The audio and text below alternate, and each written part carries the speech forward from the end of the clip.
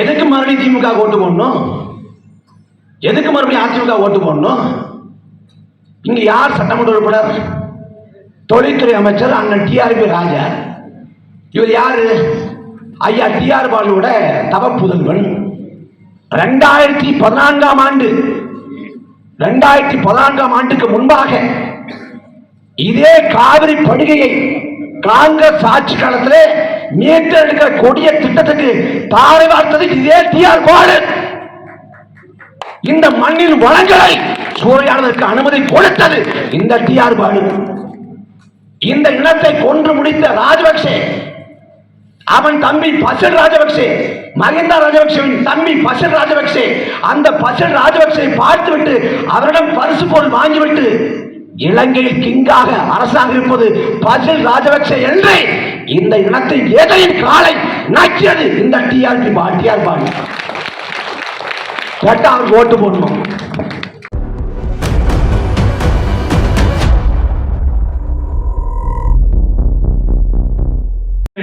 நாம் தமிழர் கட்சியின் மாநில இளைஞர் பாசறை ஒருங்கிணைப்பாளர் தம்பி இடுமாவனம் கார்த்திக் அவர்கள் முழக்கமிடுவார். இயற்கை வேளாண் பேரறிஞர் ஐயா நம்மாழ்வார் அவர்களின் நினைவை சுமந்து நடக்கிற பொதுக்கூட்ட நிகழ்வில் தலைமையேற்று நடத்தி கொண்டிருக்கிற எம்முயிர் அண்ணன்மார்களே, வீட்டில் இருக்கிற சான்றோர் பெருமக்களை, கூடி நிற்கிற தாய் தமிழ் சொந்தங்களே, உங்கள் அனைவருக்கும் எமது பணிவான வணக்கம்.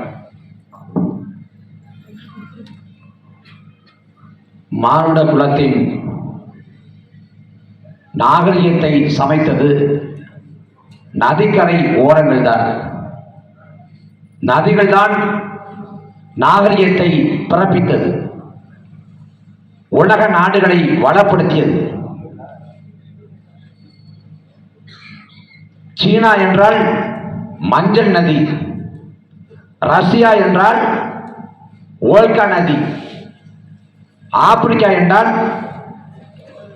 நைல் நதி, இங்கிலாந்து என்றால் தேம்ஸ் நதி.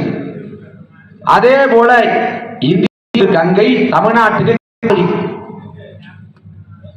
இந்த காவிரியின் கடைமடை பகுதி இந்த தஞ்சை, திருவாரூர், நாகப்பட்டினம் இந்த காவிரி படுகை மாவட்டங்கள்.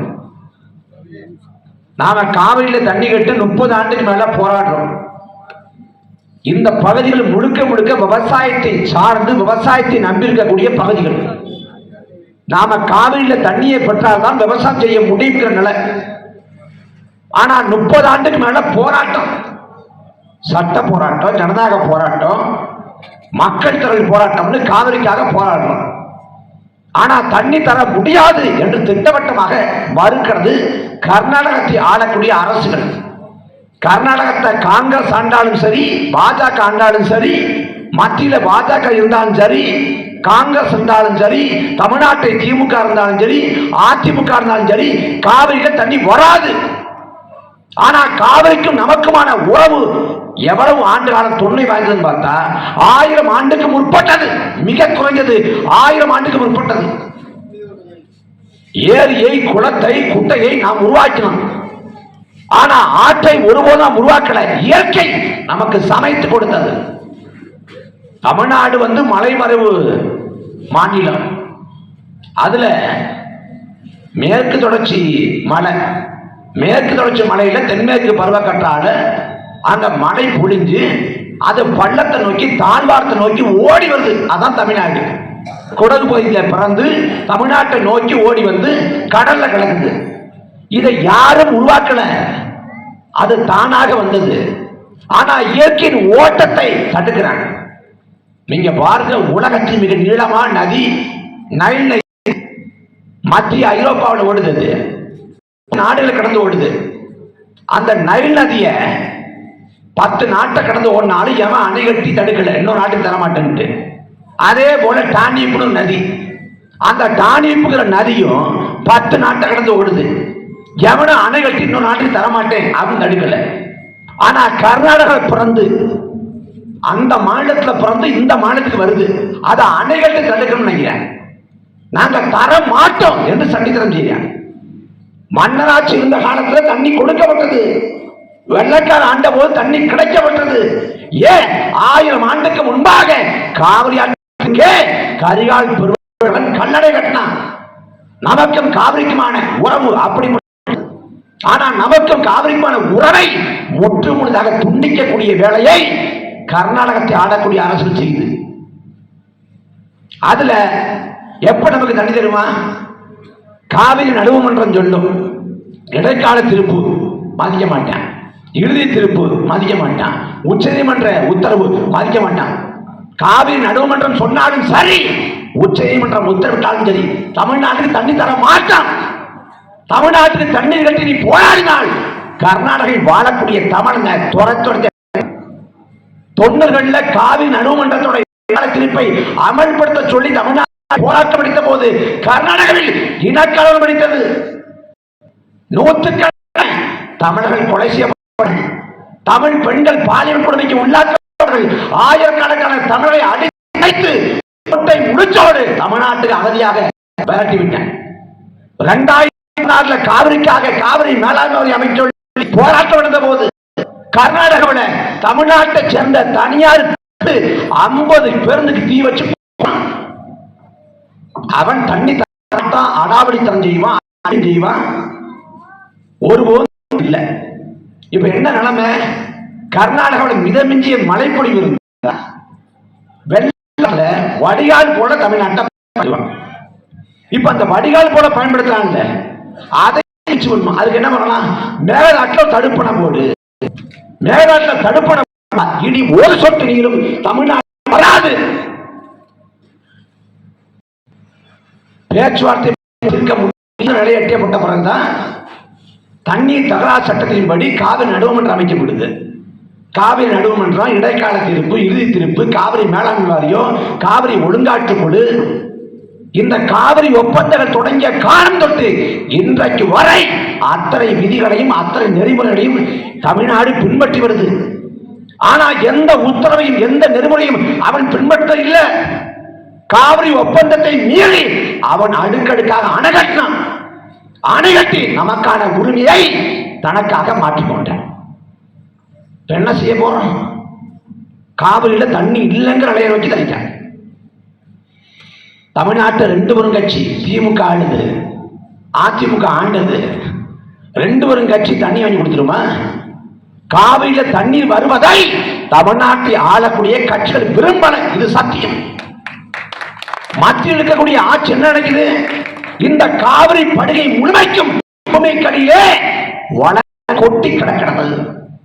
அந்த வளங்களை சுரண்ட வேண்டும். அவன் குறிப்பிட்ட தமிழ்நாட்டு ஆளக்கூடிய அதிமுக அவன் நினைக்கிறான் காவிரி ஆற்றுல தண்ணி வந்தால் மண்ணை கொள்ளையடிக்க முடியாது. மணல் கொள்ளைக்காக அவன் தண்ணி வர்றதை விரும்புறதில்லை. அவன் கவலைப்படுறதில்லை. வான் பொய்ப்பினும் தான் பொய்யா காவிரின்னு பாடப்பட்டுச்சு. வெள்ளிக்கோள் வடதிசையை விட்டு தென் திசைக்கு மாறி போனாலும் சரி, வானமே பொய்த்தாலும் சரி, காவிரி பொய்க்க மாட்டான்னு. கோள் நிலை திரிந்து கோடை நெடினும் மாறாந்தமிழ் பாதை. கோளை நிலையாலும் சரி, காவிரி நம்ம காப்பாள்னு.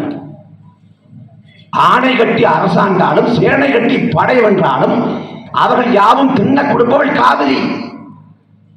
காவிரியின் பால் சுரக்கும் அமுத கிண்ணம், அதன் கலவியங்கும் நெல் குழுங்கும் மஞ்சள் வண்ணம், பூவிரிந்து குறைதல்லும் வாழைக்காடு, மூங்கில் புதர் போல செங்கரும்பு விளையும் நாடு, தாயிருந்து பசியூட்டும் தன்மை போல தஞ்சை தமிழகத்தின் பசி போக்கும் தன் கையாளே என்று போற்றி போடப்பட்டது. காவிரி தாய் இன்றைக்கு என்ன ஆனா? காவிரியில தண்ணி வரல. ஒரு பக்கம் தண்ணீர் கட்டு போராட்டம், இன்னொரு பக்கம் காவிரி ஆற்றின் துணையாறு அமராவதி, காவிரி ஆற்றின் துணையாறு நொய்யல், காவிரி ஆற்றின் துணையாறு பவானி. அந்த ஆறுகள் தமிழ்நாட்டில் எந்த நிலைமையில் இருக்கிறது? ஆறுகள் எல்லாம் செத்து போனது மணல் கொள்ளையால். சாயப்பட்ட கழிவை, தோல் தொழிற்சாலை கழிவை எங்க கொட்டுறான்? ஆற்றுல கொண்டா கொட்டுறான். கொங்கு மண்டலத்தை வளப்படுத்துவது நொய்யலாறு. அங்கதான் சிறுவாணி அணை இருக்குது. உலகத்தின் ஆசியாவின் மிக சுவையான நீரை தரக்கூடிய சிறுவாணி அணை. அந்த நொய்யலாறு நிலைமை என்ன? நொய்யலாறு முழுமைக்கும் சாயப்பட்ட கழிவு. கழிவுகளை கொண்டு ஆற்றுல கொட்டி ஆறு நஞ்சாக மாறி போனது. மனிதன் விஷத்தை அறிந்தால் எப்படி வாயிலே நுரைதல்வானோ அதே போல ஆறு நுரைதலை கொண்டிருக்கிறது. இதை பத்தி எந்த கவலையாவது ஆளக்கூடிய ஆட்சியாளர் பெருமக்கள் இருக்குதா? வஉசி இந்த நாட்டு விடுதலைக்காக பாடினான், சுதந்திர கானம் பாடினான், பாடுபட்டான். ஆனா வஉசி சுதந்திர நாட்டில் வாழல. அதே போல பாரதி நாட்டு விடுதலைக்காக பாடினான், சுதந்திர நாட்டில் வாழல. அவன் அடிமை இந்தியாவிலே பாடி அடிமை செத்து போனான். அந்த பாரதி அடிமை இந்தியாவில் தான் சொன்னா, காவிரி தென்பண்ணை பாடாது தமிழ் கண்டதொரு வையை புறநதி என மேவியாறு பல ஓட திருமணி செலுத்த தமிழ்நாடு. வெள்ளக்கார ஆட்சி காலத்தில் குறுக்கு நெடுக்குமாக ஆறுகள் ஓடி தமிழ்நாட்டை செழிக்க வைத்தது. ஆனால் இந்த திராவிட கொள்ளைக்காரன் ஆட்சியிலே ஒட்டுமொத்த இந்த நிலத்தின் வளமும் சூறையாடப்பட்டுக் கொண்டிருக்கிறது. அன்பு சொந்தங்களே, வரலாற்றை பின்னோக்கி போய் பாருங்க. ஒரு ஆண்டு 2 ஆண்டு 2000 ஆண்டு. இந்த 2000 ஆண்டு காலத்தில் தமிழ்நாட்டை எண்ணற்ற மன்னர்கள் ஆண்டார்கள். எண்ணற்ற அரசர்கள் தமிழ்நாட்டின் மீது போர் புரிந்தார்கள், படையெடுப்பை நிகழ்த்தினார்கள், சண்டையிட்டார்கள். வாரிசுரிமை சண்டை, வாதாபியை எரித்தார்கள், உறையூரை எரித்தார்கள், மதுரை எரித்தார்கள், புத்த மடங்களை தகர்த்தார்கள், கோயிலை இடித்து நொறுக்கினார்கள், தேவாலயத்தை முடித்தார்கள். எவ்வளவு உயிர் பொடி, எவ்வளவு வன்முறை, எவ்வளவு சேதம். ஆனால் இந்த 2000 ஆண்டு காலத்தில் எந்த ஒரு மன்னனும் இயற்கை வளத்தின் மீது கை வைக்கல, ஒரு ஆற்ற மண்ணை கொள்ளையடிக்கல, ஒரு மலையை தகர்த்து அவன் அரண்மனை கட்டல. அதே போல வெள்ளைக்காரன் ஒரு ஆண்டு 2 ஆண்டு இல்ல, 300 ஆண்டு இந்த நாட்டை ஆண்டான். நம் முன்னகளை அடிமைப்படுத்தினான், கொடுமைப்படுத்தினான், தூக்கிலே தொங்க விட்டான், ஜாலியன் வாலாபாக்கிலே சுட்டு படுகொலை செஞ்சான். இந்த நாட்டின் செல்வ வளங்களை சுரண்டி அள்ளிக்கொண்டு இங்கிலாந்துக்கு போனான். அந்த வெள்ளைக்காரன் 300 ஆண்டுகள் ஆட்சி காலத்திலே இந்த நிலத்தின் வளங்கள் சூறையாடப்பட்டது. ஆனா 60 ஆண்டுகள் திராவிட ஆட்சி, திமுக அதிமுக மாறி மாறி ஆண்டு கொண்டிருக்கிறது. இந்த 60 ஆண்டு காலத்துல நாட்டையும் முடிச்சுட்டான், மலைகளையும் தகர்த்திருக்கான். என்ன தமிழ்நாட்டில் 8 லட்சம் கோடி கடன், இந்த 8 லட்சம் கோடி கடன் 80 லட்சம் கோடி கடனாக மாறட்டும். தமிழ்நாட்டில் மிகப்பெரிய நீர் நெருக்கடியும் நிதி சுமையும் வரட்டும். கஜானா திவாலாகட்டும். தமிழ்நாடு முழுக்க போராட்டம் வெடிக்கட்டும். உள்நாட்டு போர் தொடங்கட்டும். பிரச்சனை இல்லை. இந்த பொருளாதார சிக்கல் இருந்து என்றாவது ஒரு நாள் இந்த நிலமும் மக்களும் மீண்டு வர முடியும். அதற்கான சாத்தியக்கூறு இருக்கிறது. ஆனால் ஆறுகள் சாகடிக்கப்பட்டால், மலைகள் தகர்க்கப்பட்டால், இந்த மண்ணின் வளங்கள் சூறையாடப்பட்டால் எப்படி மீள முடியும்? ஒரு நாட்டில் போர் ஏற்பட்டு வாழ முடியாம அகதியாக இடம்பெயர்ந்தால் கூட போர் முடிந்த பிறகு, அமைதி திரும்பிய பிறகு மீள் குடியேற்றம் செய்ய முடியும். ஆனால் இயற்கை வளங்கள் அழிக்கப்பட்டு ஆறுகள் இல்லாது, மலைகள் இல்லாது, நல்ல தட்பவெப்பம் இல்லாது, காற்று இல்லாது நிலத்தை விட்டு இடம்பெயர்ந்தால் எந்த காலத்திலும் திரும்ப முடியாது. அந்த நிலையை நோக்கி இந்த தமிழ்நாடு போய் கொண்டிருக்கிறது. குறிப்பா காவிரி படுகை. நம்ம ஊர்ல காவிரி படுகை அப்படின்னா தஞ்சாவூர், திருவாரூர், நாகப்பட்டினம் 3 மாவட்டங்கள் முதன்மையா. இங்க காவிரிக்காக தண்ணி கட்டு போராடுறது யாரு? ஒண்ணு தஞ்சாவூர்காரன், இல்ல திருவாரூர்காரன், நாகப்பட்டினக்காரன். என்றைக்காவது விழுப்புரத்துல காவிரிக்காக போராட்டம் நடந்திருக்கிறதா? இருக்காது. என்றைக்காவது கோயம்புத்தூர்ல காவிரிக்காக போராட்டம் நடக்குதா? இல்ல. ஏன்னா இது 3 மாவட்ட பிரச்சனை பார்க்கலாம். நம்ம ஊர்ல காவிரி படுகை மாவட்டம் இருக்கிறது மாதிரி கர்நாடகாவில் காவிரி படுகை மாவட்டம் இருக்குது. மாண்டியா, மைசூரு, பெங்களூரு, ஹாசன் போன்றவைதான் காவிரி படுகை மாவட்டங்கள். ஆனா அங்க காவிரி சிக்கல் என்று வந்தால், காவிரி உரிமை என்று வந்தால் வெறும் 4 மாவட்டங்கள், 3 மாவட்டங்கள் போராட்டம் செய்யாது. ஒட்டுமொத்த கர்நாடகம் கிளந்திடும். ஆனா இங்க காவிரி படுகை சிக்கல்னா வெறும் 3 மாவட்ட சிக்கல். அதன் விளைவு தோத்து போனோம். காவிரிக்கு நமக்குமான உறவு இன்றைக்கு அறுக்கப்பட்டு கொண்டிருக்கிறது. எதுக்கு மறுபடியும் திமுக ஓட்டு போடணும்? எதுக்கு மறுபடியும் அதிமுக ஓட்டு போடணும்? இங்க யார் சட்டமன்ற உறுப்பினர்? தொழில்துறை அமைச்சர் அண்ணன் TRP ராஜா. இவர் யாரு? ஐயா டிஆர் பாலுவோட தவ புதல்வன். 2014ஆம் ஆண்டுக்கு முன்பாக இதே காவிரி படுகையை காங்கிரஸ் ஆட்சி காலத்தில் மீட்டெடுக்கிற கொடிய திட்டத்துக்கு தாரை வார்த்தது இதே டிஆர் பாலு.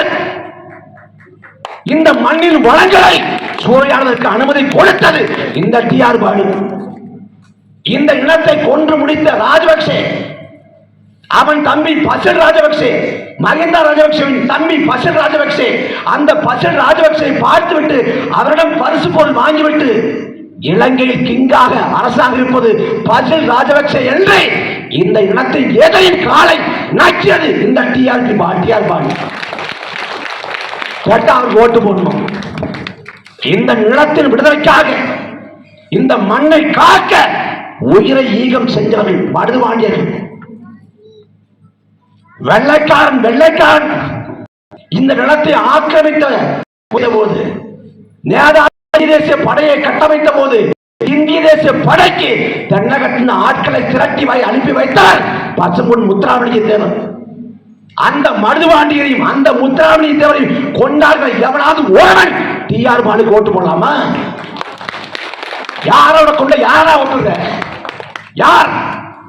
மண்ணின் நலனுக்காக, மக்களின் வாழ்வுக்காக உயிரை ஈகம் செஞ்ச ஈகள் மருதுபாண்டியர்கள். தன் வாழ்நாள் முழுமைக்கும் எந்த பணம், பதவி, புகழ் என்ற எனக்கும் அடிமையாகாது உயர்ந்த வாழ்வை வாழ்ந்தவர் பசும்பொன் முத்துராமலிங்க தேவர். நீ இவங்களை வச்சுட்டு டிஆர்பி ராஜாவுக்கும் டிஆர் பாலுக்கும் ஓட்டு விடுவா உன்னை என்ன சொல்லி தொலைக்கிறது? என்ன சொல்லி தொலைக்கிறது? டிஆர்பி ராஜாவுக்கு ஏன் போடணும்? உதயநிதி பக்கத்தில் நிற்கிறார், ஸ்டாலின் அங்கிள் கூப்பிடுறார். 60 வயசு ஆனா எல்லாருமே அங்கிள் தாங்க. டிஆர் ராஜா சொல்றாரு கால கொடுமை. எதுக்கு திமுகவுக்கு மீண்டும் ஒரு முறை வாக்கு செலுத்தணும்?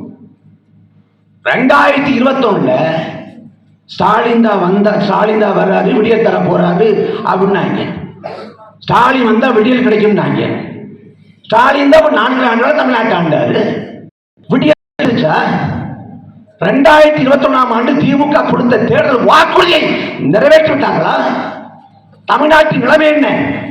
10 ஆண்டுகள் அதிமுக ஆட்சி காலம், 4 ஆண்டு காலம் எடப்பாடி பழனிசாமி ஆண்டார். எடப்பாடி பழனிசாமி ஆட்சி அடிமை ஆட்சி என்றார்கள். உண்மை, எடப்பாடி பழனிசாமி ஆட்சி அடிமை ஆட்சி தான். அந்த அடிமை ஆட்சியின் கொடுமையை தீர்க்க திமுகவுக்கு வாக்குலாம். இந்த 4 ஆண்டு காலத்துல திமுக தமிழ்நாட்டில் எந்த பிரச்சனை தீர்த்து வந்துச்சு? எந்த பிரச்சனை? எந்த தரப்பு மக்களின் வாழ்வுல ஒளிவில கேட்டு வைத்தது திமுக? எதுக்கு திமுக வாக்கு? எதுக்கு? திமுக ஒரு கொள்கை, ஒரு கோட்பாடு, நோக்கம், ஒரு பொது நலன் ஒன்னே ஒன்று சொல்லுது. அதிமுக ஆட்சியில என்ன குடும்பம் நடந்துச்சோ அத்தனை குடும்பம் திமுக ஆட்சி நடக்குது. கேட்டா திமுக ஓட்டு போடணும். இல்லைன்னா என்ன ஆகும்? பாஜக உள்ள வந்து பூந்துடும். ஜன்னலை சாத்துங்க. ஏன் ஜன்னல் வழியா பாஜக பூந்துடும்? நம்மள ஜன்னலை சாத்து சொல்லிட்டு இவன் வாசல் வழியா பாஜக கூட்டிட்டு இருக்கான். நான் திரும்ப சொல்றேன், பாஜக இந்தியா முழுக்க வேறொன்று இருக்கான். வாஜ்பாய் அறுதி பெரும்பான்மை இல்லாத தவித்தார். வாஜ்பாய் ஆட்சி கவர்ந்து போனது அறுதி பெரும்பான்மை கிடைக்காம. இன்னைக்கு அறுதி பெரும்பான்மை 2 முறை வென்ற நரேந்திர மோடி 3வது முறையாக கூட்டணி கட்சி தயவோடு ஆட்சி இருக்கிறது. தொடர்ந்து 15 ஆண்டு காலம் அதிகாரம் ஓடிக்கிட்ட. பிபி சிங் கிடைக்காத வாய்ப்பு, லால் பகதூர் சாஸ்திரி கிடைக்காத வாய்ப்பு, நரேந்திர மோடி கிடைச்சிருக்கு. பாஜக இவ்வளவு பெரிய உச்சாணி கும்பல உயரத்துல இருப்பதற்கு காரணமே இந்த கேடுகட்ட திமுக தான். யார் வரலாற்றை மறுக்க முடியும்? யாரு மறுக்க முடியும்? வாஜ்பாயோட முதல் ஆட்சி காலம் வெறும் 13 நாளுங்க. வெறும் 13 நாள்ல அறுதி பெரும்பான்மை நிரூபிக்க முடியாம வாஜ்பாய் ஆட்சி கவிழ்ந்து போகுது. அப்புறம் அதிமுகவோட ஆதரவு 13 மாசம் வரைக்கும். 13 மாசம் கழிச்சு ஜெயலலிதா மேல வந்து ஆதரவை திரும்ப பெறுறாங்க. அப்ப 13 நாள் 13 மாசம் 5 ஆண்டுகள் ஆட்சியை அனுபவிக்க முடியாம பாஜக தடுமாறி நின்ற போது Vajpayee right person wrong party, சரியான நபர் தவறான கட்சி இருக்காரு அப்படின்னு சொல்லி வாஜ்பாய்க்கு ஆதரவு கொடுத்து 99 தொடங்கி 2004 வரைக்கும் முழுமையாக 5 ஆண்டு காலம் பாஜகவை அதிகார அடுக்கில் அமர்ந்தது திமுக. நரேந்திர மோடி குஜராத்தில் முதலமைச்சர் 2002 கோத்ரா ரயில் விபத்துக்கு பழிவாங்கிற விதத்துல விபத்தை திட்டமிட்ட சதின்னு சொல்லி 2002 குஜராத்ல 3000 மேற்பட்ட இஸ்லாமிய மக்களை துள்ள துடிக்க படுவசித்தது சன் பரிவார் கும்பல். கருப்பணி பையன் வயிற்றை கிழித்து வயிற்றில் இருந்த சிசு எடுத்து நெருப்புல பொசிக்கு போட்டு கொண்டான். முன்னாள் பார்லமெண்ட் உறுப்பினர் அவர் இஸ்லாமிய ஒரே காரணத்துக்காக வெட்டி படுகொலை பண்ணார். 3000 இஸ்லாமிய மக்கள் கொலை செய்யப்பட்டாங்க சுதந்திர இந்தியாவில் ஒரு மாநிலத்தில் குஜராத்தில். அதை செய்து முடிக்க உத்தரவு போட்டது நரேந்திர மோடி. அவ்வளவு பெரிய பேரவலம் குஜராத்தில் நிகழ்த்தப்பட்ட போது அன்றைக்கு பாஜகவோடு கூட்டணி இருந்தது இதே திமுக. அதே காலகட்டத்தில் ராம்விலாஸ் பாஸ்வான் பாஜகவோட கூட்டணி இருந்தாரு, மத்திய அமைச்சர் இருந்தாரு. அவர் குஜராத் படுகொலைகளை, குஜராத் மதவெறி படுகொலைகளை கண்டவுடனே இந்த கொடுமையை சகித்துக் கொள்ள முடியாது என்று அவர் ஒட்டுமொத்தமாக கூட்டணியை கைகழுவினார், மத்திய அமைச்சரை விட்டு வெளியேறினார். ஆனால் திமுக மோடிக்கு அன்றைக்கு முட்டுக் கொடுத்தது, மோடியை காப்பாற்ற அன்றைக்கு துணைன்றது. என்ன சொல்ல போனா குஜராத் படுகொலைக்கு பிறகு என் கௌரவம் போயிடுச்சு, என் கௌரவத்தை மீட்க போறேன்னு சொல்லி குஜராத்ல மோடி கௌரவ யாத்திரை நடத்திய போது அந்த கௌரவ யாத்திரையிலே பங்கேற்று மோடியின் கரத்தை ஓங்கி பிடித்தது இதே தஞ்சாவூரை சார்ந்த பழனி மாணிக்கம், எஸ் பழனி மாணிக்கம். எல்லா அயோக்கிய தரத்தையும் இவன் பண்ணிவிட்டு நம்மளை பாஜகவின் பி டீம் சங்கிங்கிறது என்ன அயோக்கியம். என்னன்னா திமுக பொறுத்த வரைக்கும் எப்போதும் வேடம் தான், எப்போதும் நாடகம் தான். மக்கள் நடக்கிறது போல வேடம் போடுவேன். இப்ப திடீர்னு நீங்க செய்யறப்ப பொங்கலுக்கு ரேஷன் அட்டைக்காரருக்கு நாங்க 3000 ரூபாய் தர்றோம். போன வருஷம் பொங்கலே வரலையாங்க, அதுக்கு போன வருஷம் பொங்கல் வரலையா? போன வருஷம் பொங்கல் வந்துச்சு, தேர்தல் வரல. இப்ப பொங்கல் வருது, தேர்தல் வருது, அதனால 3000 ரூபாய் காசு வருது.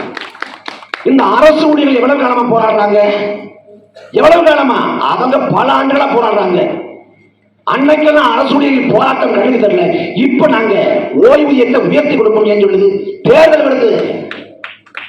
இந்த கட்சிகள் முழுக்க முழுக்க தேர்தல்ல வாக்களை வேட்டையாடத்தான் வேலை செய்யுது. அது வரப்போற தேர்தல் எப்படிப்பட்ட தேர்தல் தெரியுமா? 4 முனை போட்டி. இந்த 4 முனை போட்டியில திமுக அதிமுக 2 கட்சி என்ன பண்ண போறாங்கன்னா, ஒரு சட்டமன்ற தொகுதிக்கு மிக குறைந்தது செலவு செய்ய போற தொகை 20 கோடி. மிக குறைந்தது 20 கோடி. அதுவே அமைச்சர் தொகுதியா மன்னார்குடி, டிஆர்பி ராஜா தொகுதியா, அப்ப என்ன 50 கோடி. ஒரு சட்டமன்ற உறுப்பினரோட தொகுதி மேம்பாட்டு நிதியே ஒரு ஆண்டுக்கு 3 கோடி, 5 ஆண்டுக்கு சேர்த்து 15 கோடி தான். இந்த 15 கோடிக்கு உட்பட நீ சாலை போட முடியும், பள்ளிக்கூடத்துல முடியும், தெரு போட முடியும். 15 கோடிக்கு உட்பட்டுங்க. சட்டமன்ற உறுப்பினராகி தொகுதிக்கு மேம்பாட்டு நிதினு கொடுப்பாங்கல்ல, அதுவே 15 கோடி தான். ஆனா 25 கோடி, 30 கோடி, 40 கோடி, 50 கோடி செலவு பண்ணி ஏன் வர்றான்? வந்தான்னா ஒட்டு மொத்தம் முங்காம விட்டுருவான். உனக்கு தெரியாதா?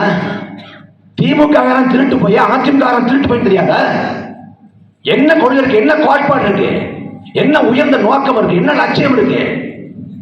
எங்க கமிஷன்ல சொல்லு. ஒரு சாலை போடுறான்னா 30 விழுக்காடு கமிஷன். அரசு பேருந்துல வேலைக்கு போகணுமா? ஓட்டுநர் வேலையா, நடத்துனர் வேலையா, அதுக்கு காசு 3 லட்சம் பணம் கொடு, நீ அரசு வேலைக்கு போன. ஒரு பொது கழிப்பறை கட்டணும், அந்த பொது கழிப்பறை கட்டணா அதுக்கு 30 விழுக்காடு கமிஷன். முழுக்க முழுக்க மக்கள் வரி பணத்தை சுரண்டுறாங்க. நீ யோசிச்சு பாரு, 1000 ரூபாய் காசுக்கு ஆளா பிறக்கிற, 100 ரூபாய் காசு சட்டப்பையில் இருக்கான்னு தேடுற. உனக்கு இன்னைக்கும் 1000 ரூபாய் காசு, 100 ரூபாய் காசு பெரிய காசா தெரியுது. ஆனால் நீங்க கற்பனை செய்ய முடியாத அளவுக்கு பல்லாயிரம் கோடியை பதுக்கி ஒதுக்கி வச்சிருக்கு திமுக அதிமுக ரெண்டு பேரும் கட்சியும். பிடிஆர் பழனிவேல் தியாகராஜன் பேசிய ஒளி நாடா வெளில வந்தது. அவர் பேசாரு, 3 ஆண்டு காலத்துல உதயநிதியும் சபரிசும் சேர்ந்து 30,000 கோடியை கொள்ளைச்சிருக்காங்க. 1 வாரம் 2 வாரம் 30,000 கோடி. உன் கனவுக்கும் கற்பனைக்கும் எட்டாத பணம். நீ 1000 ரூபாய் காசை பெறதுக்கு அவ்வளவு கஷ்டப்படுற, கடன் வாங்குற, அல்லோலப்படுற, மொத்தமா 10 லட்சம் ரூபாய் காசை வாழ்நாள் முழுக்க பார்க்காம இருக்க. ஆனா 30,000 கோடியை ஒரு 3 ஆண்டுல கொள்ளையடிக்கிறான். இந்த கொள்ளைக்கார கொடுத்துக்கா வாக்கு சட்டம் போறீங்க? எதுக்கு வாக்கு சட்டம்? நபிகள் சொல்றாங்க, லஞ்சம் கொடுப்பவர் இதுவும் வாங்குவோர் மீதும் இறைவனின் சாபம் உண்டாகிட்டு. அதே நபிகள் சொல்றாரு, ஒரு காலம் வரும், அந்த காலத்திலே நேர்மையோடு வாழ்வது என்பதே நெருப்பு கண்ணுகளை கையில் வைத்திருப்பதற்கு ஒப்பாகும். எப்படி நேர்மையா உன்னால வாழ முடியாது? நெருப்ப கைங்க கையில வச்சிருந்தா சூடு தாழாம எப்படி கீழே போட்டோமோ அதே போல நேர்மையோடு வாழ முடியாது. நேர்மையை கைவிட்டு விடுவார்கள் நபிகள் அன்னைக்கே. அவர் சொன்ன காலம் நாம் வாழ்ந்து கொண்டிருக்கிற இந்த காலம்தான். ஒரு நாட்டில் பிரதமர் சரியில்லை, ஊழல்வாதி, அந்த நாட்டை காப்பாற்றலாம். முதலமைச்சர் சரியில்லை, ஊழல்வாதி, அந்த நாட்டை காப்பாற்றலாம். அதிகாரிகள் சரியில்லை, ஊழல்வாதிகள், அந்த நாட்டை காப்பாற்றலாம். அமைச்சர் பெருமக்கள் ஊழல்வாதி, அந்த நாட்டை காப்பாற்றலாம். ஆனா ஒரு நாட்டில் மக்கள் ஊழல்வாதிகளாக மாறி போனால் அந்த நாட்டை ஒருபோதும் காப்பாற்ற முடியாது, மீட்க முடியாது. இப்போது நடந்து கொண்டிருப்பது ஊழல் ஒட்டுமொத்தமாக சமூகத்தில் கடைக்கோடி வரைக்கும் போயிடுச்சு. மக்களை ஊழல்வாதிகளாக மாற்றினான். பக்கத்துல கேரளாங்கிற மாநிலம் இருக்கிறது, காங்கிரஸ் ஆளுது, கம்யூனிஸ்ட் ஆளுது. அங்க வாக்கு காசு எவனாவது புறப்பட்டால் மக்கள் துரத்தி அடிக்கலாம். என்னோட உரிமையை நான் காசு விற்க மாட்டேன்ட்டு. ஆனா தமிழ்நாட்டு நிலைமை என்ன? 2021 சட்டமன்ற பொது தேர்தல் தமிழ்நாடு முழுக்க வாக்குப்பதிவு நடைபெற்றுக் கொண்டிருக்கிறது. நாமக்கல் ராசிபுரத்தில் சாலையை மறித்து மண்ணில் மக்கள் போராட்டம் பண்றான். எதற்காக போராட்டம்? பக்கத்தில் அதிமுக காசு கொடுத்தது, எங்க தெருவுக்கு காசு வரல, வாங்கி கொடுங்க. புரட்சிகர போராட்டம். 2017 ஆர்கே நகர்ல தாய்மார்கள் போராட்டம். டிடிவி தினகரன் டோக்கன் கொடுத்தாரு, காசு வரல, காசை எப்படியாவது வாங்கி கொடுங்க. எப்படிப்பட்ட போராட்டங்களுக்கு பெயர் போன தமிழ்நாட்டில் எப்படி போராட்டங்கள் நடக்குது? நாடு நாசமா போச்சு. எந்த திசை பார்த்தாலும் கொலை, கொள்ளை, பாலியல் வன்கொடுமை, வரலாற்றில் இல்லாத அளவுக்கு போதைப் பொருட்களின் மிதமிஞ்சிய புழக்கம். கடைக்கோடி வரைக்கும் கஞ்சா போயிடுச்சு. கஞ்சா இல்லாத ஒரு ஊர் உண்டா? கஞ்சா இல்லாத ஊர். இது ஐயா ஸ்டாலின் சொல்றாங்க, போதையின் பாதையில போகாதீங்க. அப்ப எங்கிட்டு போறது? எங்காச்சும் போங்க. போதையின் பாதையில போகாதுன்னா பாதையில போதை வச்சுவையாது. அது இவர் தான். போதையின் பாதையில போகாத யார் சொல்லலாம்? எந்தவித அதிகார வழியும் இல்லாத ஒரு சாமானியன் மகன் சொல்லலாம் போதையின் பாதை. அப்படி எளிய மகன் சொன்னார். யார்? காந்தியவாதி சச்சி பெருமாள். 2016 ஆண்டு கன்னியாகுமரியிலே மதுபான கடையை மூடக்கோரி, மதுவிலக்கை அமல்படுத்த கோரி போராட்டம் செய்தார். அந்த போராட்ட களத்திலே தன் உயிரை துறந்தார் சச்சி பெருமாள். அவர் மது குடிக்க போறவங்க காலில் விழுந்து போதையின் பாதையில போகாதீங்க, மது நாட்டுக்கு வீட்டுக்கு கேடு, அவர் கெஞ்சினார். அதுல நியாயம் இருக்கிறது. என்ன அதிகாரம் இல்லை, சாமானியன். ஒட்டுமொத்த தமிழ்நாட்டின் அதிகாரத்தையும் சுட்டு விரல வைத்திருக்கக்கூடிய தமிழ்நாட்டின் முதலமைச்சர் ஸ்டாலின் இங்க போதனை பண்ணக்கூடாது. கடையை மூடணும். கடையை முடிவீங்களா? அதிமுக ஆட்சியிலே சட்டமன்றத்துக்கு குட்காவோடு போனார் தமிழ்நாட்டின் இன்றைய முதலமைச்சர் ஸ்டாலின். ஏன் குட்காவோட வந்தீங்க? இது அவை விதிமுறை என்ற போது தமிழ்நாடு முழுக்க குட்கா எளிதாக கிடைக்குது. அதை எடுத்து கொண்டு வந்தேன். உங்களுக்கு தமிழ்நாடு முழுக்க கஞ்சா கிடைக்குது. கஞ்சாவோட சட்டமன்றத்துக்கு வரலாமா? காவல்துறை அதிகாரி ராஜேந்திரனும் விஜயபாஸ்கரன் காசை வாங்கி கொண்டு குட்காவை அனுமதித்து விட்டார்கள் என்று குற்றம் சாட்டினாரே முதலமைச்சர் ஸ்டாலின் அன்றைக்கு. இன்னைக்கு கஞ்சாவுக்கு யாவற்ற காசு வாங்கினாங்க உதயநிதியும் டிஆர்பி ராஜாவும் ஸ்டாலினும். பள்ளிக்கூடம் போற பிள்ளை மதுவுக்கு அடிமையாகிறான், கஞ்சாவுக்கு அடிமையாகிறான், அபினுக்கு அடிமையாகிறான், கொக்கைக்கு அடிமையாகிறான். என்ன செய்வது? வருங்கால தலைமுறை சீரழிந்து கொண்டிருக்கிறது. இதை பத்தி எந்த கவலையாவது தமிழ்நாட்டின் முதலமைச்சர் ஸ்டாலினுக்கு இருக்கா? எந்த கவலையாவது? ஆனா எங்களுக்கு ஓட்ட போட்டு மறுபடியும் முதலமைச்சர் ஆக்கி விட்டணும். மறுபடியும் கொள்ளையடிப்பாங்க. எப்படி பாருங்க, கருணாநிதி தமிழ்நாட்டை ஆண்டாரு, சூறையாண்டாரு, கொள்ளையடிச்சாரு. அதுக்கு பிறகு ஸ்டாலின் ஆண்டு கொண்டிருக்காரு. உதயநிதி அவர் ஆளை துடிக்கிறாரு. இன்பநிதி அவர் வரிசையில் நிற்கிறாரு. அவருக்கு பிள்ளை பிறந்தாலும் வெளி வச்சிருவான் இவர் அளித்த முதலமைச்சர் தமிழ்நாட்டுக்கு. தமிழ்நாடுல பட்டா போட்டு கொடுத்துருக்காங்க கருணாநிதி குடும்பத்துக்கு. கருணாநிதி குடும்பம் தமிழ்நாட்டை ஆளலாமா? இலங்கையிலே ராஜபக்ச குடும்பம் எவ்வளவு அட்டூழியம் செஞ்சதோ அதே போல தமிழ்நாட்டில் கருணாநிதி யார்? திமுக தலைவர். ஆனா தமிழர்களுக்கு கருணாநிதி யார்? வரலாற்று துரோகி, மன்னிக்கவே கூடாது கேடுகட்ட கொடும் பாவி கருணாநிதி. எங்கள் கண்முன்னே இனத்தை சாக கொடுத்தோம். காரணம் யார்? அன்றைக்கு தமிழ்நாட்டில் முதலமைச்சராக இதே கருணாநிதி இருந்தார். நீங்க போரை தடுக்க வேண்டாம், நிறுத்த வேண்டாம், போராடிய மக்கள் மீது அடக்குமுறையை ஒடுக்குமுறை ஏன் எழுதிவிட்டீங்க? தமிழ்நாட்டில் ஈழ படுகொலை தடுத்திருப்பதற்காக சென்னை கொளத்தூரிலே முத்துக்குமார், லண்டனிலே முருதாசன், கடலூர் தமிழ்வேந்தன், புதுக்கோட்டை பாலசுந்தரம், பள்ளப்பட்டி ரவி, சிறுகாடி ரவிச்சந்திரன் உலக 18க்கும் மேற்பட்ட தமிழர்கள் செத்து போனான். தமிழ்நாட்டில் ஒவ்வொருத்தராக தீ குடித்து மாண்ட போது கடல் தொழிலாளர் செத்து போனான், காதல் தொழிலாளர் செத்து போனான், வயிற்று வழியாளர் தற்கொலை பண்ணி செத்து போனான்னு அத்தனை ஈழங்களை மூடி மறைத்தது இதே திமுக, இதே கருணாநிதி தான். இனம் செத்தப்பவே வேடிக்கை பார்த்தா இனிமே என்ன சாதிச்சிட போறான், என்ன கேட்சிட போறான்?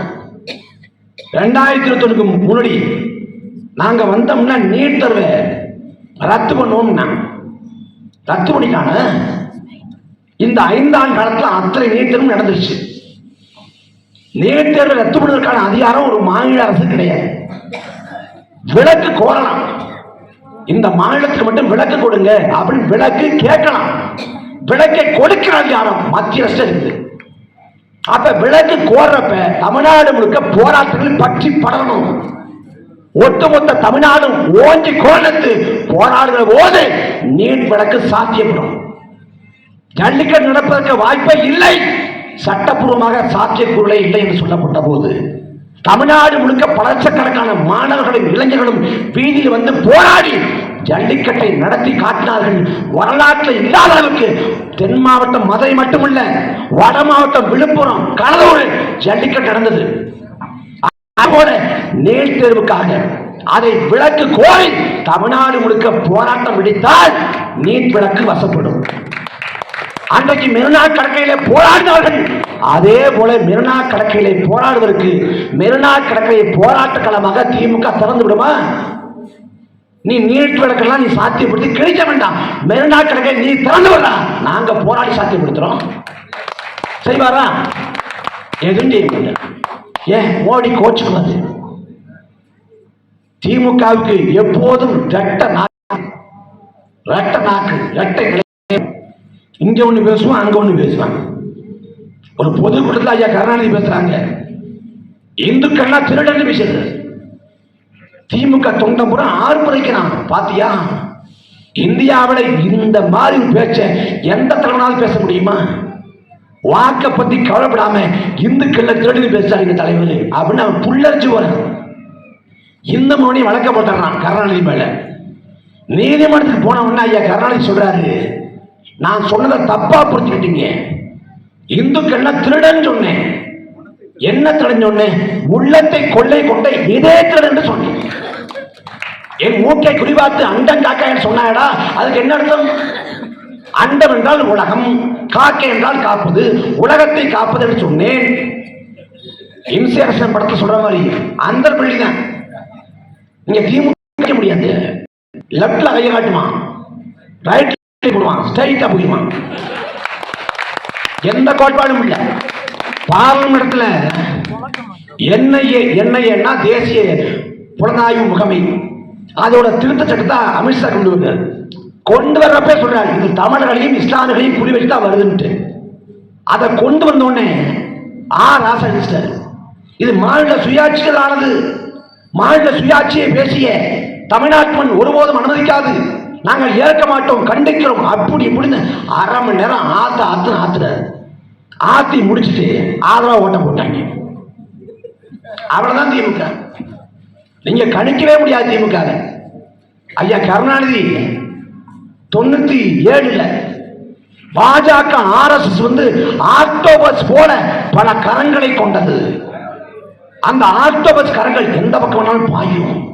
இது எப்ப 97 98 99 அதே கருணாநிதி கேட்கிறாங்க பாஜக RSS ஆக்டோபஸ் சொன்னீங்களே, ஆக்டோபஸ் கை காலே கிடையாதுன்னு.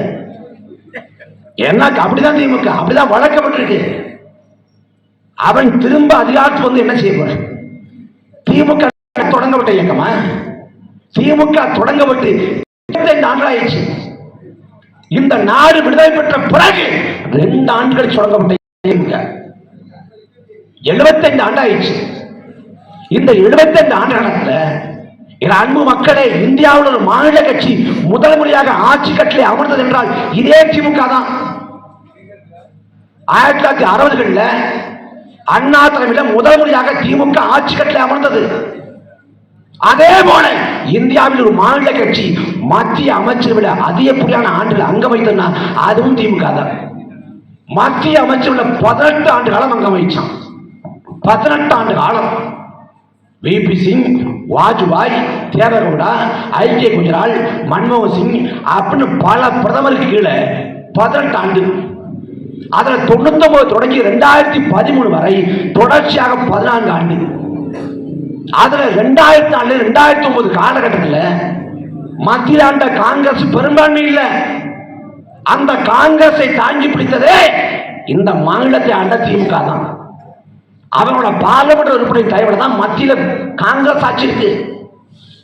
வடக்கை இயக்கி கொண்டிருப்பது தென்னகம் தமிழ்நாடு திமுக என்று சொல்லப்பட்ட காலகட்டம்.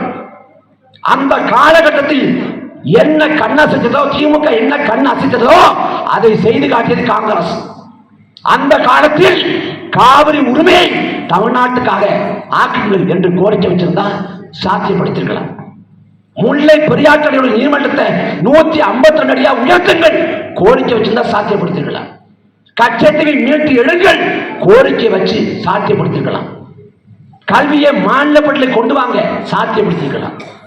ஆளுநர் பதவியை நீக்குங்க, இல்ல ஆளுநர் பதவியோட அதிகாரத்தை குறைங்க, இல்ல ஆளுநர் மசோதாவுக்கு தீர்மானத்துக்கு ஒப்புதல் தருவதற்கான காலக்கெடு நிர்மாணம் பண்ணுங்க, சாதிய பாதுகாக்கக்கூடிய சட்டப்பிரிவை நீக்குங்க, மாநிலத்தோட இறையாண்மைக்கு அச்சுறுத்தல் வழங்கக்கூடிய 356 பிரிவை நீக்குங்க. இப்படி ஒரு மாநில உரிமை கோரிக்கைய, மாநில சுயாட்சி கோரிக்கைய திமுக வைக்கல.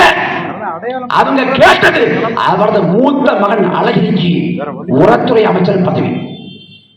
எந்தெந்த அமைச்சகத்தை பெற்றால் எவ்வளவு கோடி கொள்ளையடிக்கலாம் என்று கணக்கு போட்டு அமைச்சகத்தை பெற்றதை ஒழிய ஒருபோது மாநில உரிமைகளை திமுக நிலையாட்டுவது இல்லை. ஆனா எல்லா வேஷமும் போடுவான். நாங்க இல்லைன்னா பாஜக வந்து உட்கார்ந்துருவான். இப்ப பாஜக எதை புரிவிக்கிறான்? பாஜக தமிழ்நாட்டில் அவனுக்கு குரங்கு சட்டை பண்றான், குட்டிக்கரணம் போடுறான், ஒரு அடி முன்னேற முடியல. அவன் இந்தியாவில் பல மாநிலங்கள் ஆட்சியை பிடிச்சிட்டான். தமிழ்நாட்டில் ஆட்சியை பிடிப்போன்னு கனவு கூட காண முடியல. தமிழ்நாட்டை தமிழிசை பாஜக மாநில தலைவராக இருந்தாங்க. தாமரை மலரும் தாமரை மலரும் தாமரை மலர்ந்தே திரும்பினாங்க. அவங்க போயிட்டாங்க. எல்முருகன் வந்தாரு, நாங்க பாஜகவை ஆட்சி கட்டில் அமர்த்தோம்னாரு, போயிட்டாரு. அண்ணா வந்தாரு, நாங்கள் பாஜகவை உறுதி அதிகாரத்தை நோக்கி நகர்த்தோம்னாரு, அவரும் போயிட்டாரு. இப்ப நைனா நகேந்திரன் வந்தாரு, அவரும் சொல்றாரு கதைக்காகல. இப்ப பாஜகவை தமிழ்நாட்டில் வீழ்த்த போது யார் அப்படின்னு கேட்டா 2 பேர் தான். ஒருத்தர் யாரு? ஒருத்தர் அண்ணாமலை, இன்னொன்னு நைனா நாகேந்திரன். ஒருவேளை நயினா நாகேந்திரன் தலைமையில பாஜக கொஞ்சம் எழுதுனா ஒரே அடி அண்ணாமலை போட்டுருவார். அண்ணாமலை தலைமையில பாஜக எழுதுனா நயினா நாகேந்திரன் போட்டுருவார். மாறி மாறி அடிச்சு செத்துருவாங்க. நினைவு இருக்கா? 2024 பார்லிமெண்ட் தேர்தல் நெருக்கத்துல நயினா நாகேந்திரனுக்காக வாக்கு காசு கொடுப்பதற்காக காசு கொண்டு போகப்பட்டு பிடிக்கப்பட்டு செய்தி வந்துச்சு. எங்க பிடிச்சாங்க? பிடிச்சது வந்து மத்திய தொடர்வண்டி நிலையத்தில் சென்னையில். சென்னை தொடர்வண்டியில இத்தனை பெட்டி இருக்கிறப்ப இந்த பெட்டியில காசு இருக்கு, அதுவும் இந்த இடத்துல இருக்கு அப்படின்னு அந்த பணத்தை இருக்குன்னு போட்டு கொடுத்த யார் தெரியுமா? அண்ணாமலை. அப்ப அவங்களே முடிச்சுக்குவாங்க. அவன் தமிழ்நாட்டில் கதைக்கே ஆக போறது இல்லை. அவனும் தமிழ்நாட்டில் என்னென்னமோ பண்ணி பார்க்கறான்ல. தமிழ்நாட்டில் அவனுக்கு என்ன அரசியல் இருந்துச்சு? பிள்ளாசக்தி ஊர்வலம், இந்த முத்துப்பேட்டில் நடத்துவாங்க பிள்ளாசக்தி ஊர்வலம். அதோட வரலாற்றை பார்த்தா அது கேவலமா இருக்கு. வெள்ளக்கார ஆட்சி காலத்தை இந்தியா முழுக்க பிளேக் நோய் பரவுது. பிளேக் நோய் பரவுறப்ப பிளேக் நோய்க்கு காரணம் என்னன்னு கண்டறிஞ்சு எலிகள் மூலமா பரவுதுன்னு முடிவு பண்ணி அன்னைக்கு அந்த வெள்ளைக்கார மாகாண அரசு மகாராஷ்டிராவில் எலிகளை ஒழிக்க திட்டமிடுது, சட்டம் கொடுத்து. அப்ப அந்த சமயத்துல பாலகங்காதர திலகர் எலிகளை ஒழிக்க கூடாது, பிள்ளையாரோட வாகனம் வெஹிக்கிள் சொல்லி நீங்க வாட்டி எலிகளை ஒழிச்சிட்டீங்கன்னா பிள்ளையார் எதுல அப்படின்னு சொல்லி அதற்காக தொடங்கப்பட்ட ஊர்வலம் தான் பிள்ளையார் ஊர்வலம். அவன் பிள்ளையார வந்து இந்த மழையில பனியில வெயில்ல வந்து உட்கார வைப்பான் தெரு முக்குல. அவரு உட்கார்ந்து பார்ப்பாரு. ஒரு வாரம் உட்கார்ந்துருப்பாரு. ஒரு வாரம் கழிச்சு நல்ல மாலை அலங்காரம் போட்டு பூச்சூடி கொண்டு வருவான். நம்மளுக்கு சொகுசா கொண்டு வர போறாங்க அப்படின்னு பார்த்தா கொண்டு கடலை போட்டு வந்துருவான். அந்த பிள்ளையார் ஊர்வலம் இருக்குல்ல, நான் பிள்ளையார் மேல பெரிய பக்தி கொண்டிருக்கேன், எனக்கு வழிபடுறது ரொம்ப விருப்பமா இருக்குன்னு சொல்லிட்டு ஒரு ஆதி தமிழன் சேரியில குப்பத்துல வாழக்கூடியவன் கூப்பிட்டான்னா அந்த தெருவுக்குள்ள போக மாட்டார். எங்க போவாரு? எங்க மசூதி இருக்கோ, எங்க பள்ளிவாசல் இருக்கோ, எங்க தர்கா இருக்கோ, எங்க தேவாலயம் இருக்கோ அங்கதான் போவார். ஏன்? அங்க போனா தகராறு பண்ண முடியும், தகராறு பண்ணா கலவரத்தை ஏற்படுத்த முடியும், கலவரத்தை ஏற்படுத்தினா மக்களை இந்துஸ்தான் பிரிக்க முடியும், பிரிச்சா அதே வச்சு வாக்கு பிச்சை எடுக்கலாம். அப்ப பிள்ளையார பேசினான். பிள்ளையார் செல்ஃப் எடுக்கல. ஒன்றும் பிள்ளையார பிறக்க பண்ணிட்டு என்ன பண்றான்? முருகன் மேல ஒருதலை காதல் ஒழிச்சு அவனு பூ எடுத்து கொடுக்கறான், அதை பண்றான், இதை பண்றான். உன்னை பார்க்கவே பிடிக்கலான்னு முருகன் செருப்பு கட்டி அடிக்கிறாரு. ஆனா திருந்த மாதிரி இல்லை. இல்ல நான் முருகன் மேல ரொம்ப லவ்வா இருக்கீங்க.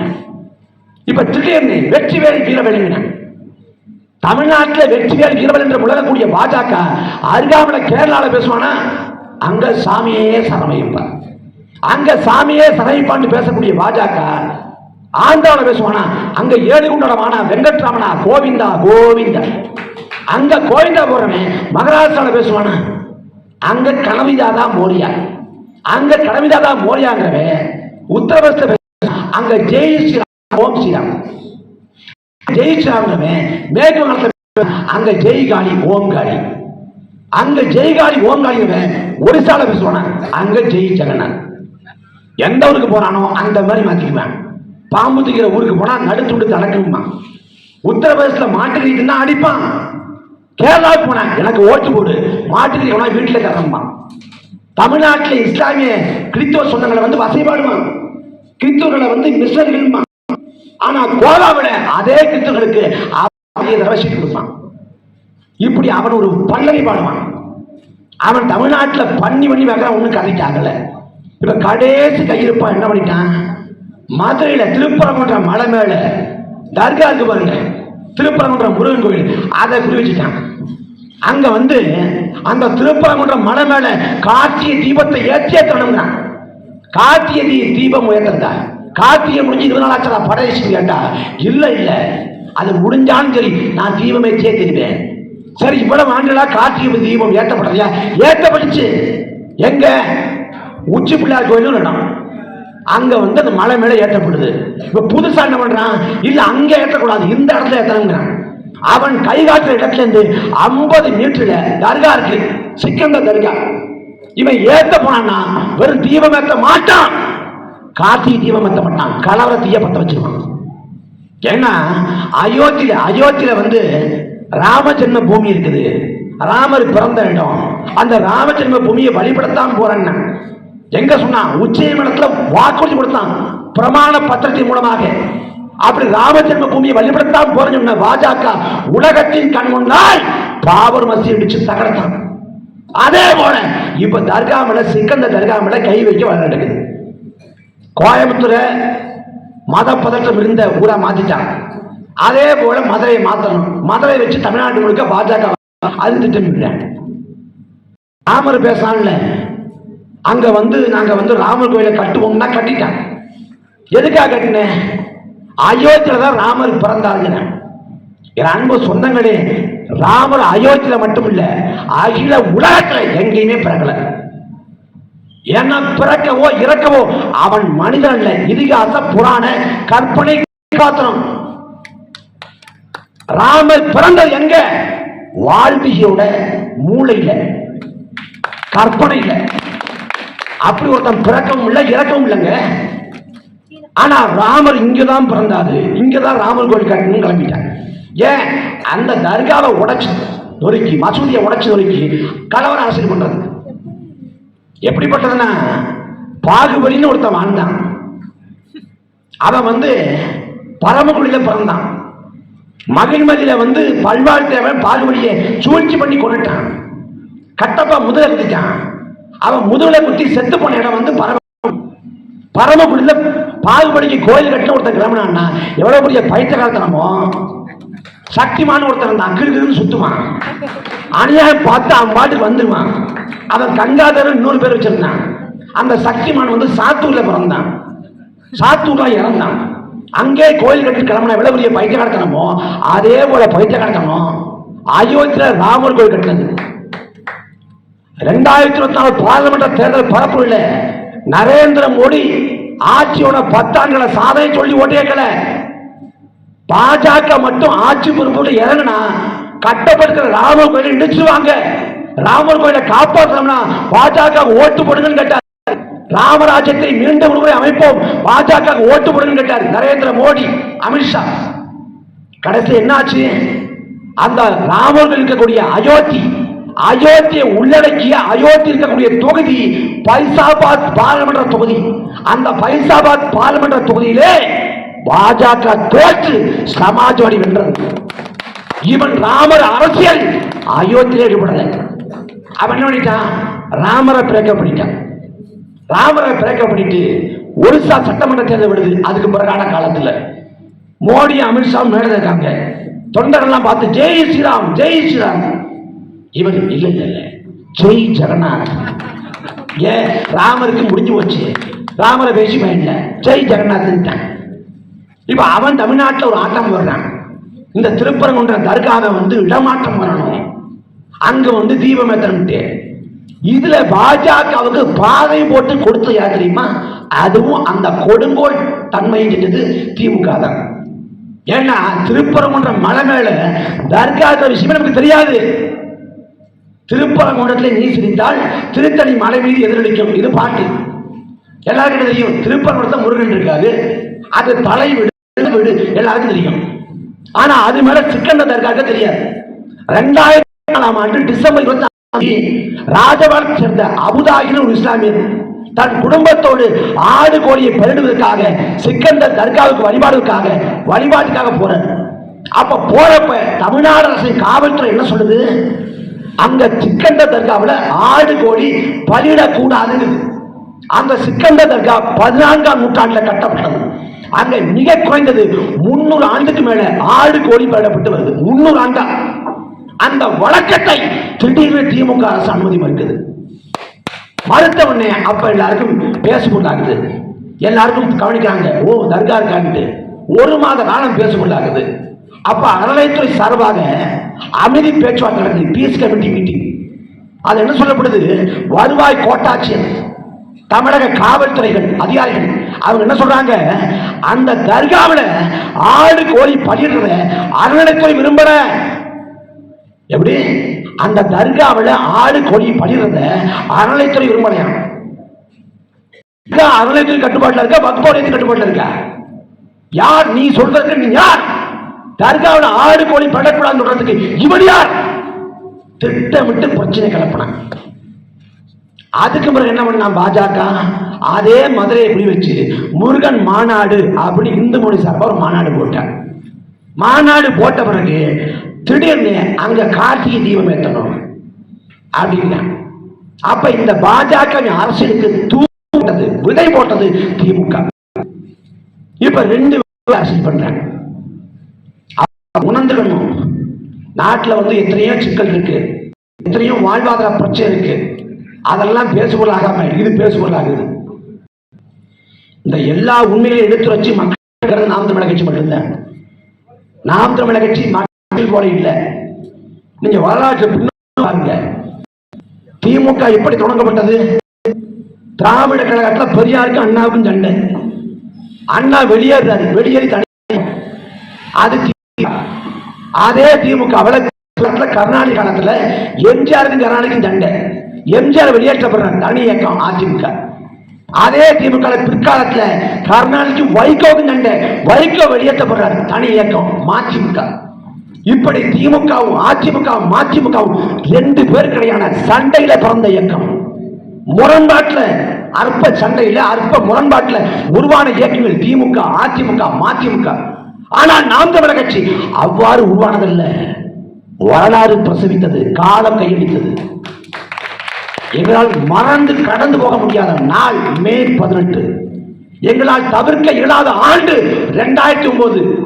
2009 மே 18 லட்சக்கணக்கான தமிழரை கொன்று குவித்து விட்டு, அவ்வளவுதான், தமிழரை கொன்று குவித்து விட்டோம், தமிழரை தோற்கடித்து விட்டோம், வீழ்த்தி விட்டோம் என்று சொல்லி ராஜபக்சே மண்ணை முக்தமிட்டு சிரித்தான்.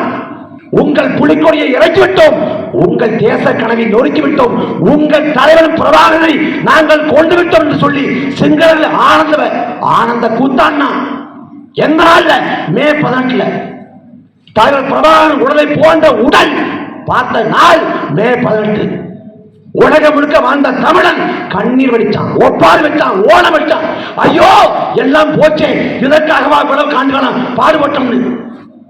எந்த நாளில் நாங்கள் வீழ்ந்து விட்டோம் என்று உலகம் எண்ணியதோ, சிங்கள பேரணவாதம் எக்காலம் இந்திய பேரணவாதம், இந்திய வல்லாதிக்கம் எங்களை இழிவாக நடத்தியதோ, அதே மே 18 குறிவைத்து அடுத்த ஆண்டு 2010 ஆண்டு அதே புலிக்கொடி ஏந்தி அதே தலைவரை நெஞ்சு சுமந்து அதே தமிழீழ தாயகத்துக்காக அதே வழியில் ஒரு கட்சியாக உருவானோம். அதுதான் நாம் தமிழர். 2010 தொடங்கப்பட்ட இயக்கம் நாம் தமிழர் கட்சி. நான் வர்றப்ப எனக்கு வயசு 19, நீங்க 4 வயசு நினைக்கிறேன். 15 ஆண்டுகள பயணம். நாம் தமிழர் கட்சி 8.2 விழுக்காடு வாக்க கொண்டிருக்கு. இந்திய தேர்தல் அரசியல் வரலாற்றில் தோற்ற ஒரு கட்சி, தோற்று போன ஒரு கட்சி, வெற்றியை பெறாத ஒரு கட்சி வளர்ந்ததா சரித்திரம் இல்லை. ஆனால் முதலாக வெற்றியை சுவைக்காத ஒரு கட்சி வளர்ந்தது, எழுந்தது, விழுந்தது, அது நாம் தமிழர் கட்சி. 1.1 8 விழுக்காடு அளவுக்கு உயர்ந்தோம். ₹1 காசு வாக்குக்கு தரல, காசு கொடுத்து மக்களை திரட்டல, அநியாயம் பண்ணல, அக்கிரமம் பண்ணல, முறைகேடு பண்ணல, அடக்குமுறை ஒடுக்குமுறை எதிர்கொண்டோம், அவதூறு பரப்புகளை எதிர்கொண்டோம். இந்த மண்ணுக்காக மக்களுக்காக சமரசப்பட்டு களத்தினோம். காவிரி சிக்கல், பெரியாறு, பாலாறு, கச்சத்தீவு, மீன், 8 வழிச்சாலை, உயிர்மொழி தொகுப்புறம், ஸ்டெர்லைட், அணுவுல அணுக்கழி மையம், எல்லா சிக்கலுக்குமா கலந்துடணும். அதே போல தானே புயல், ஒக்கி புயல், நிவர் புயல், மிக்சாம் புயல், சென்னை பருவம்னு மக்கள் கஷ்டப்பட்ட காலத்தில் மக்களோடு உதவி பண்ணணும். இப்படி களத்தில் இருந்து எங்களை நிறைவேற்றி விட்டு இந்த இடத்துக்கு வந்து சேர்ந்திருக்கோம். எங்களுக்கு போடாம யாருக்கு பண்ண போற? 8.2 விழுக்காடு வாக்குக்கான தேர்தல் சந்தை மதிப்பு நாம் தமிழர் கட்சி கூட்டணிக்கு வருகிறது என்று அண்ணன் சீமான் அறிவித்தால் நாளைக்கு 1000 கோடியை முதல் தவணையாக கொடுப்பான். 1000 கோடி. எத்தனை கோடியை கொட்டி கொடுத்தாலும் சரி, நாங்கள் ஒருபோதும் சமரம் செய்ய மாட்டோம். நாம் தமிழர் கட்சி உறுதியளிக்கிறது. நாங்கள் தோற்கடிக்கப்பட்டாலும், புறக்கணிக்கப்பட்டாலும், உதாசீனப்படுத்தப்பட்டாலும் இந்த மண்ணுக்காக, மக்களுக்காக சமரசம் இருப்போம். எங்களை நம்ப யார் நம்ப போறீங்க? புதுசா ஒருத்தர் வந்திருக்காரு, அவருக்கு போடலாமா? போடு.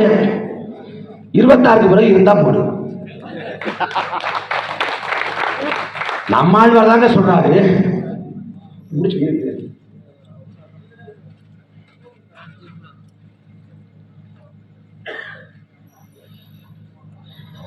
திருமக்கோட்டை திருமணி ஏரி ஆக்கிரமிப்பு செய்யப்பட்டுள்ளது.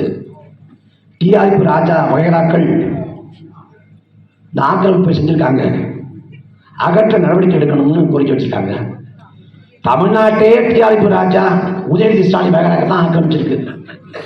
ஒட்டுமொத்தமாகவே அந்த அகற்றி ஒரு நல்லாட்சி திருவணும், அதுக்கு வாய்ப்பு வந்து நாம் நம்மளை கட்சிட்டாங்க. ஏன்னா இன்னைக்கு தமிழ்நாட்டோட நல்ல கொடிய இருக்கு, நமக்கான உரிமைகள் இல்லை, நமக்கான வாய்ப்புகள் இல்லை. இதே இதே இந்த கோட்டை இந்த ஊர்ல, இந்த பரவாக்கோட்டையில, இந்த ஊர்ல மன்னார்குடியில இங்க சாதிய பெருமிதம் பேசலாம். நாங்க எந்த சாதி தெரியுமா, நாங்க ஆண்ட பரம்பரை தெரியுமான்னு பேசல. ஆனா யதார்த்த நிலைமை என்னன்னா, நம்ம ஊர்ல பிறந்து வாழ்ந்து தொழில் செஞ்சு பொருள் ஈட்டி திருமணம் பண்ணி சொந்த வீடு கட்டி வாழ முடியாது.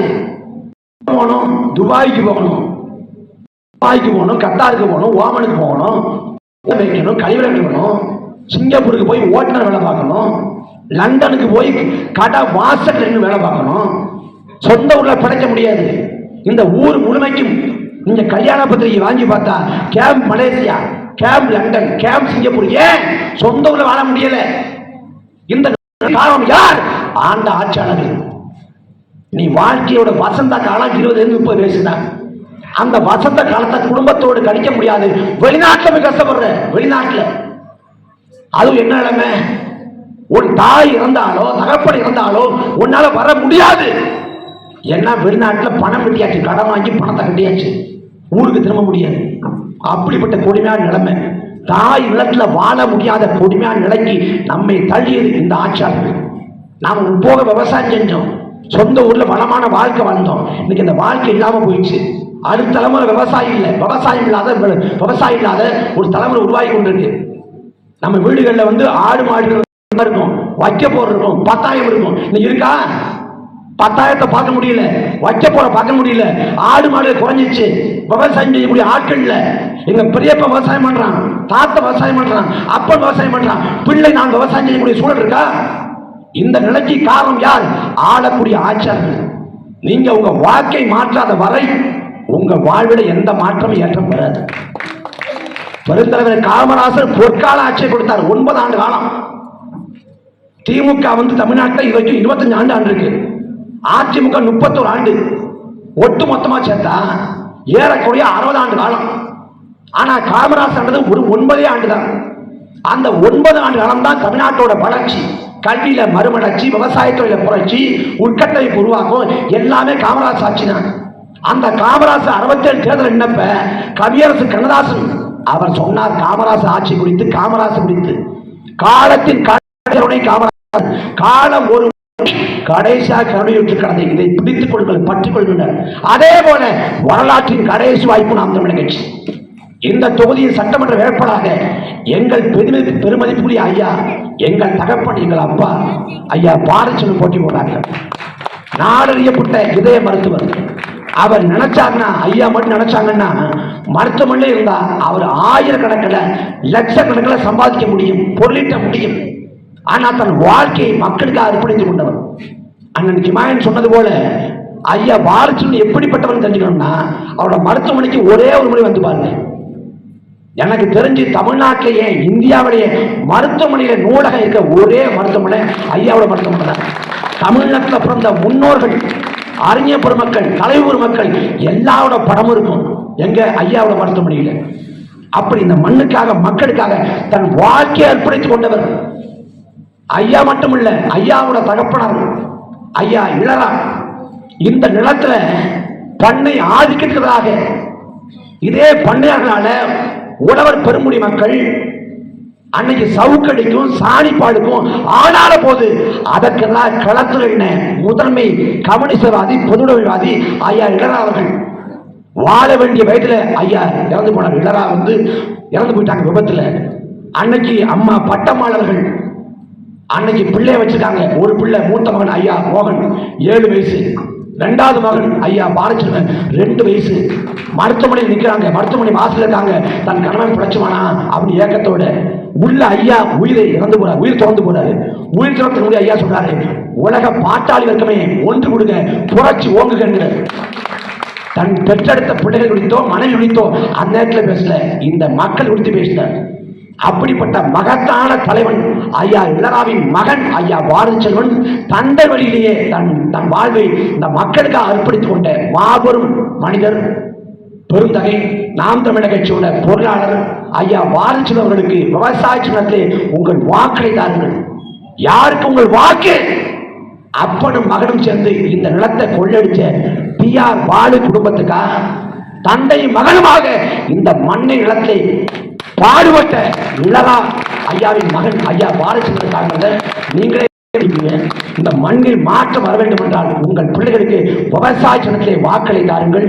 நாங்கள் இறுதி வரை இந்த மண்ணுக்காக மக்களுக்காக உழைத்து சாவோம். நன்றி, வணக்கம்.